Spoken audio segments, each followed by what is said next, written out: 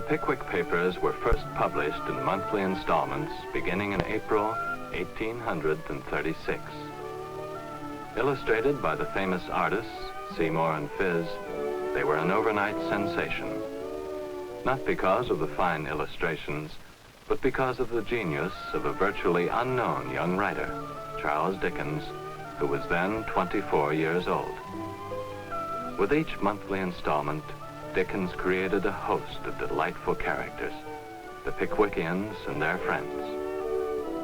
The Pickwickians travel about England, observing events and customs, as Mr. Pickwick put it, for the advancement of knowledge and the diffusion of learning. Many and curious were their adventures, but none more heartwarming than their Christmas holiday spent at Manor Farm, Dingley Dell, County of Kent. Yes. Mr. Pickwick! Mr. Pickwick, come in, come in. Good day, Mr. Pickwick. Mr. Pickwick. Very nice. How do you do, sir? How nice to see you again. A little late, I fear. Oh, well, it's very cold. As brisk as bees did the four Pickwickians assemble on the morning of the 24th day of the... Somewhat tardy, but in his customary good humor, was Mr. Samuel Pickwick himself, the amorous Mr. Tracy Tupman, the poetic Mr. Augustus Snodgrass, and Nathaniel Winkle.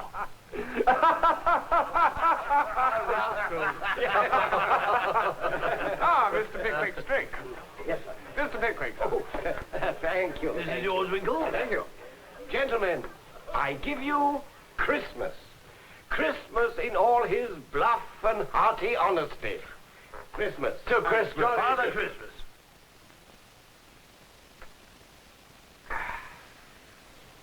Gay and merry is the time, and right gay and merry are at least 4 of the numerous hearts that are gladdened by his coming. Here, here, Mr. Pickwick. Here, here.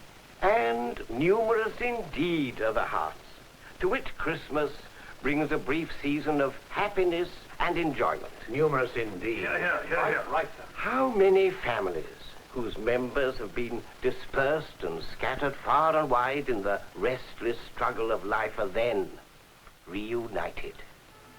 Happy Christmas that can win us back to the delusions of our days, that can recall to the old man the pleasures of his youth, that can transport the sailor and the traveler thousands of miles away, back to his own fireside and his quiet home.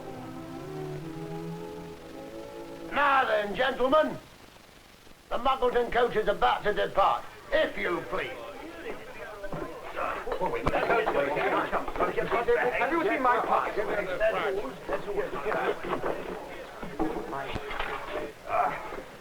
Why, you hope it isn't too cold on us. Here we are.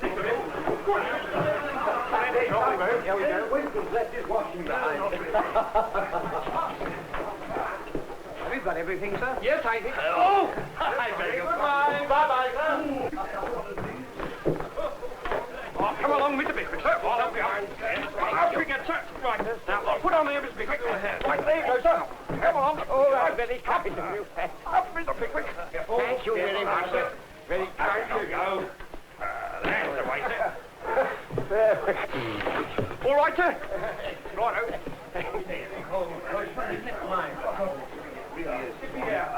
I'm glad we had that rum punch before we came out. Let me help you, Grandpa. Thank you, my dear. Up you get. Thank you. Careful with the Thank you. step. Oh. Up there now. Is that all right? Good. Are we all right now? All ready, coachman? Yes, we're all here. We're all here. Come on in.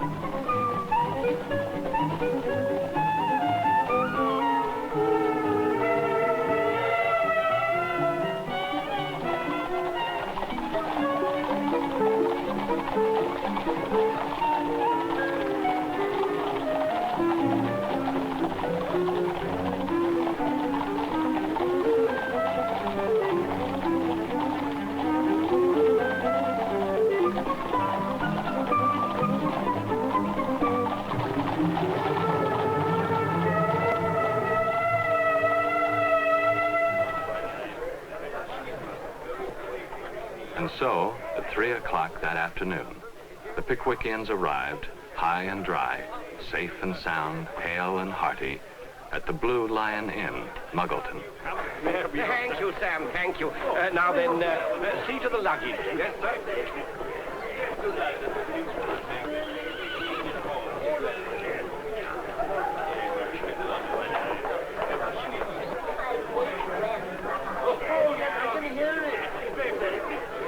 Why, it's none other than Mr. Wardle's favorite servant. Did he send you to meet us? Yes, Mr. Pickwick. Merry Christmas to you. And a Merry Christmas to you, my young friend. You look rosy enough. I've been asleep, right in front of the taproom fire. Master sent the shay cart to carry your luggage up to the house. He'd have sent some saddle horses, but he thought you'd rather walk, being a cold day. Yes, we would rather walk. Good for the circulation. Here, Sam. Yes, sir. Help Mr. Wardle's servant to put the luggage into the cart and then ride with him. Yes, sir. We shall walk on. Come, gentlemen. Forward to Dingley Dell. So, I'm to help you put the luggage in this here cart. That's right.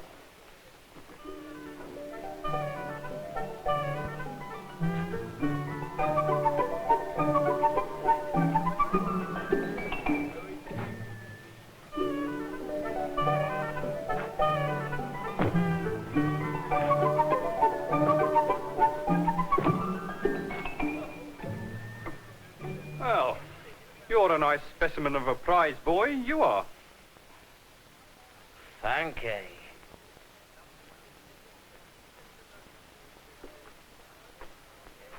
You ain't got nothing on your mind as makes you fret yourself, have you? Not as I knows on. I should rather have thought to look at you that you was labouring under an unrequited attachment for some young woman. No. Well, I'm glad to hear it.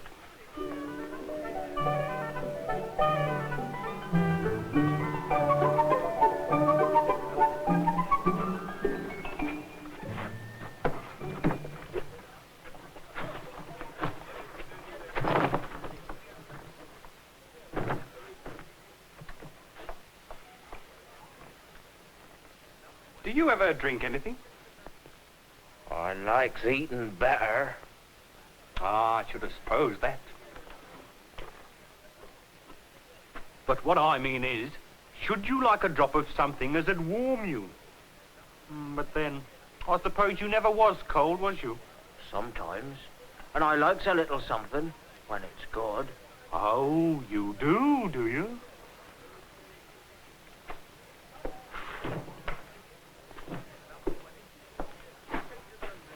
Come this way, then.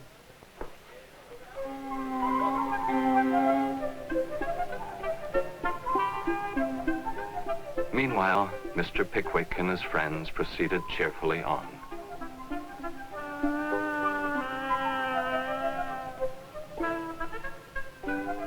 The paths were hard, there was snow on the ground. The air had a fine, dry, bracing coldness. But if they were social and happy outside the house, what was the warmth and cordiality of their reception when they reached the farm?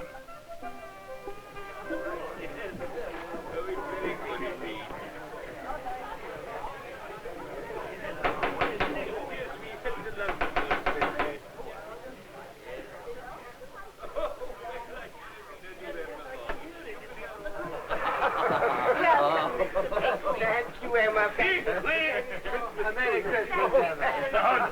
Merry Christmas. Welcome. Thank you.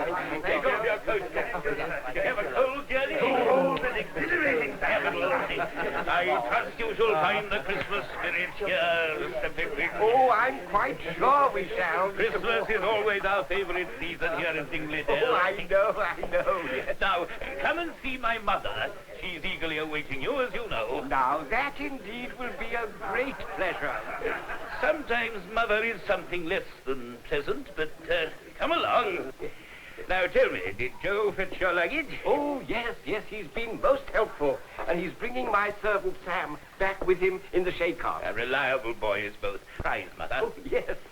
Mother? Look who's here. Mr. Pickwick. You recollect him? Never mind. Don't trouble Mr. Pickwick about an old critter like me.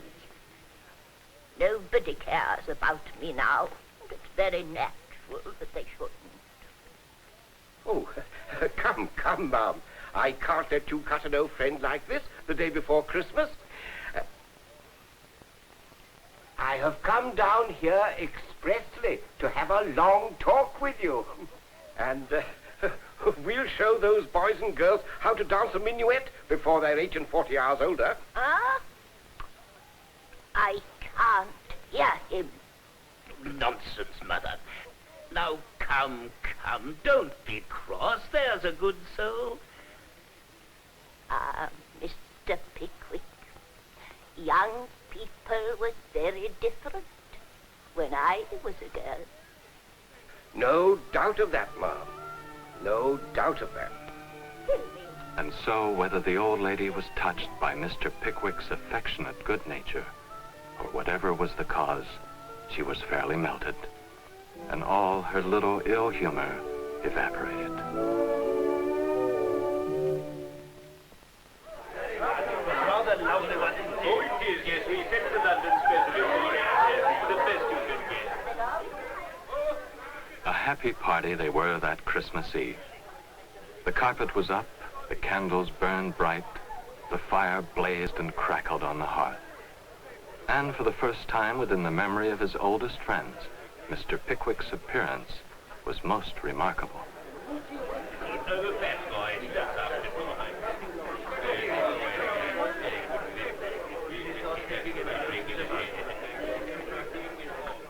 Well, Pickwick, enjoying yourself? A delightful evening, delightful. You mean to dance, I take it? Of course I do. Don't you see? I am dressed for the purpose. You in silk stockings? And why not, sir? Why not? I suppose there's no reason why you shouldn't wear them, sir. I imagine not, sir. I imagine not. You see nothing extraordinary in the stockings? As stockings, I trust, sir? Certainly not, sir. Certainly not. We are all ready for the dancing, I believe. We are. Gentlemen, choose your partner.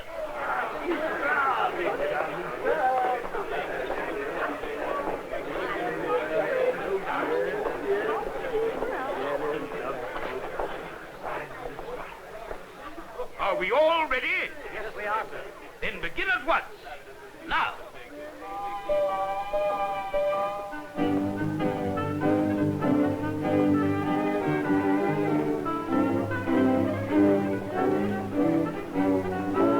Stop!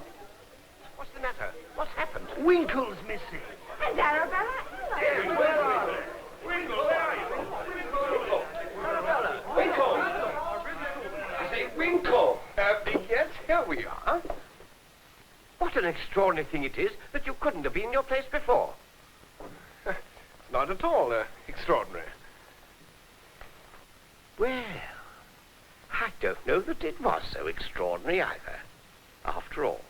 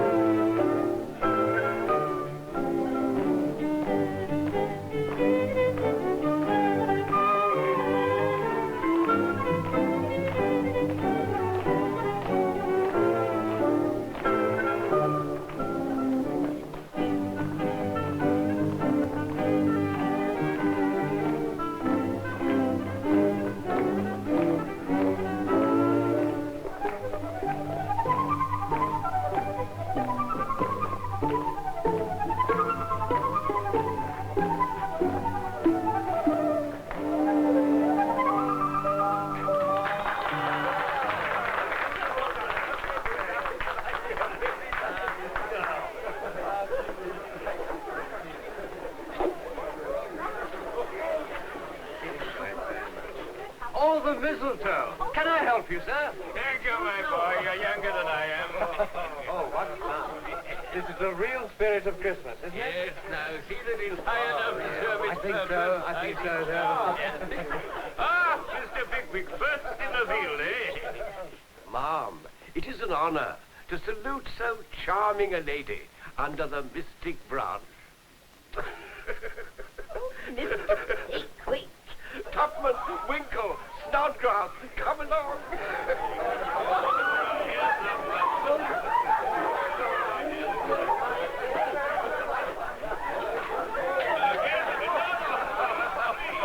Now then, ladies. Now, don't be coy. Come along, submit with good grace.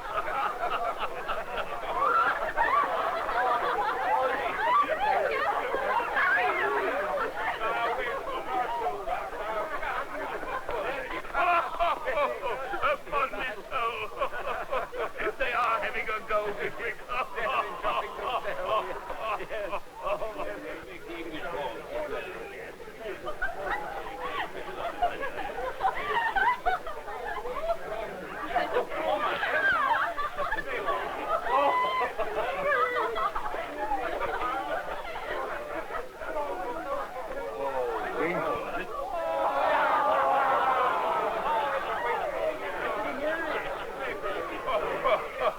Capital.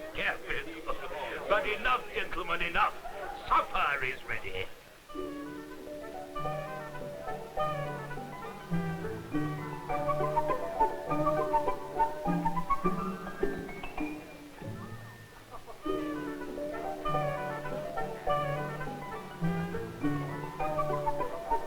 The screaming had subsided, and faces were in a glow and curls in a tangle. And they all sat down by the huge fire of blazing logs to a very substantial supper. Here we are, Mr. Pickwick. Oh, thank you. This is indeed comfort. Our invariable custom at Christmas time. Everybody sits down with us on Christmas Eve, as you see now, servants and all. And here we wait till the clock strikes 12 to usher Christmas in. Winkle, my boy, rake up the fire. Up flew the bright sparks in myriads as the logs were stirred. The deep red blaze sent forth a rich glow and cast its cheerful tint on every face.